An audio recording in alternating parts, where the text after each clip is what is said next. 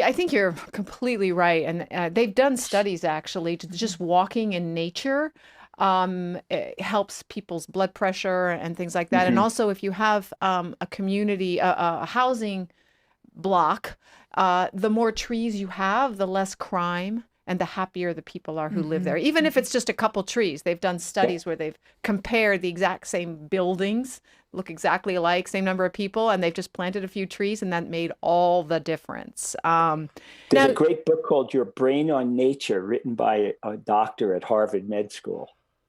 And so she good. reviews all some data like that, but she also looks at what your brain is like when you step outside or when you interact with another animal, including another human animal. So there's a real neurobiological basis to these What feelings that about emerge. what we eat? You yourself are vegan. How does that affect what Dotsie was talking about, which is this disconnection? Right. God, that's another 5 books. But no. Well, first of all, I like to say it's who we eat, not what we eat. I Ah, like to say, and that's a game changer. It came to me maybe a decade ago when I was talking to somebody, and Mm. I first tried it out at a talk in Vienna. And a year later, 5 women who were at my talk in Vienna wrote to me and said they had all gone either vegetarian or vegan because I said it's not what you eat, it's who you eat, to stress that you're eating beings, individuals who formerly, if you will, were sentient beings with feelings. They're who's, not that's or whiches or its. Um, I think diet is critical. I mean, Dotsie knows, I mean, years ago, my favorite lunches after long bike rides or races were bacon cheeseburgers with extra French fries and a Coke. I haven't quite escaped the Coca-Cola and the French fries, both both vegan, but that's how I get my calories. But it came to me because I was writing a lot about animal behavior, animal emotions, that I didn't really need to eat these animals. I mean, that's really what it was. And overnight, I went vegetarian. I mean, it was. I always say I went cold tofu, not cold turkey, on the meat because I just decided to stop. Um, I believe sincerely, and I don't know if there's any scientific data for this, but in my own case, I never really realized a change in energy level or anything like that. I mean, I wasn't an Olympic athlete like Dotsie, but I was racing pretty seriously and doing really long stage races because that was my forte. I had no problem at racing a week or two, going vegetarian. And non-vegetarian, the only animal part of my diet, which was very rare, was every now and again, maybe once a week, I'd have a small piece of cheese. So my diet was, I used to figure out 99%, 99 plus percent vegan in terms of calories and, if you will, the mass of food that went into me. My idea, though, is that and maybe other people, I process food, you process food much more naturally, if you will. I mean, I know evolutionarily we're carnivores, although there's a lot of information coming out now how early humans were maybe not strictly vegetarian, but highly vegetarian. Um, I just think you process food more. And I think in terms of connecting with other animals, you begin to see them as the beings who they are.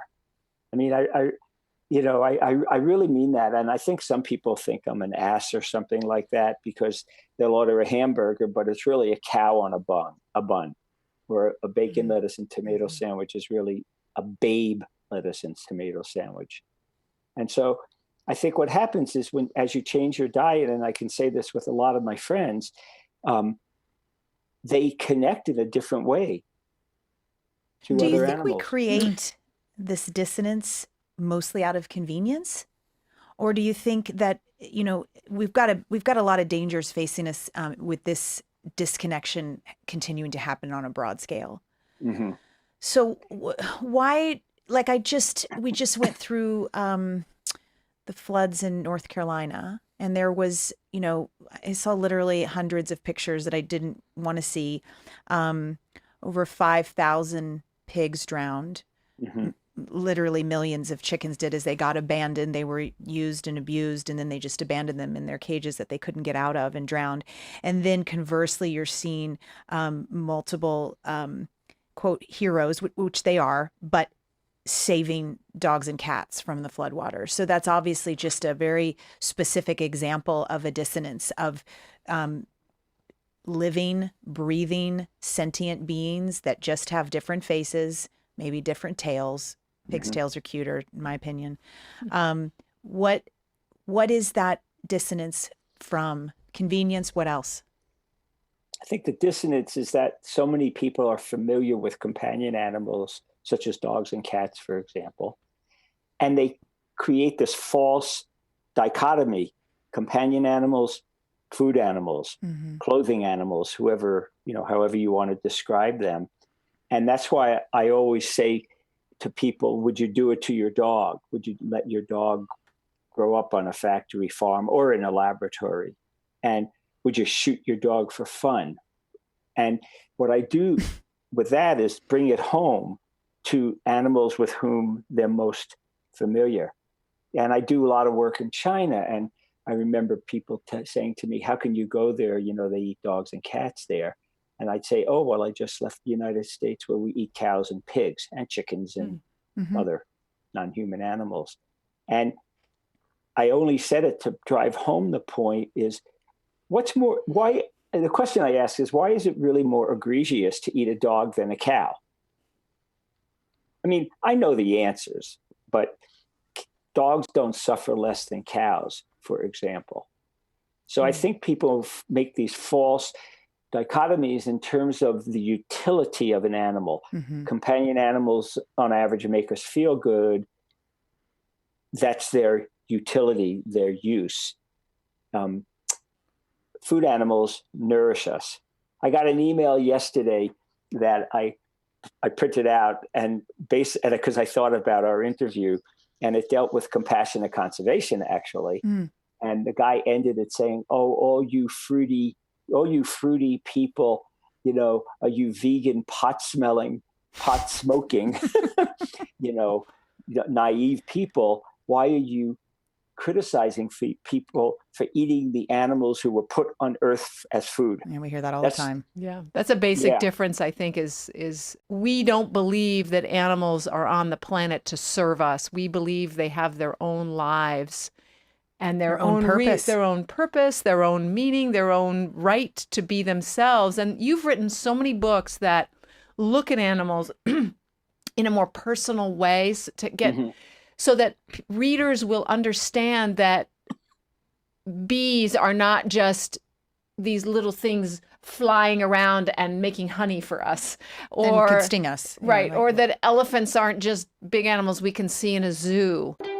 So thank you so much for tuning in today. If we helped you in any way, then click the subscribe button and let's keep hanging out together. We have so much more to share with you. And if you need more information on actually making the switch for good, please visit us at switchforgood.org for loads of info. And you can subscribe to our mailing list where you will receive all sorts of super cool gifts, discount codes to our very fave dairy-free products, and a lifetime of powerful health tips. So join us on the journey to switch for good. This is the future.